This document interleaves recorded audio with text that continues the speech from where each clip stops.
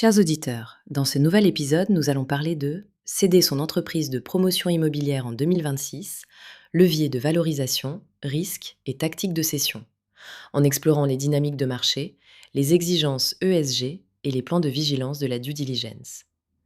Nous commencerons par le contexte européen, où la consolidation et les impulsions dans le résidentiel durable façonnent les opportunités. Le segment semble attractif, mais exige un portefeuille stabilisé et une dette maîtrisée pour viser les multipliés observés, notamment dans les deals où les revenus récurrents et les services liés à l'immobilier jouent un rôle clé. Ensuite, nous passerons en revue les profils d'acquéreurs, stratégiques recherchant des synergies géographiques, fonds financiers misant sur les flux récurrents, build to rent et résidences gérées, family office cherchant la stabilité, et MBI MBO guidés par une trajectoire patrimoniale et un effet de levier modéré. Le processus de préparation, de 6 à 12 mois avant la cession, est détaillé.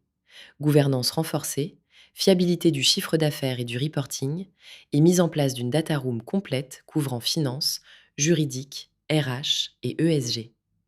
Sur le plan opérationnel, la mise à jour du CRM ERP et le contrôle des dépenses durant la due diligence limitent les risques. La dette et les marges doivent être consolidées et la rotation du BFR améliorée. Le processus de vente maîtrisé suit les étapes: teaser, NDA, CIM, longue et courte liste, LOI, due diligence, SPA et closing, avec anticipation des points de friction comme les permis, les contentieux et les variations de coûts. Côté valorisation, les multiples observés oscillent selon l'exposition au risque et les acheteurs privilégient les portefeuilles diversifiés et des marges solides. Des scénarios technologiques, géopolitiques et macro-sociétals éclairent les évolutions futures, notamment l'intégration du numérique, le BIM et les exigences ESG.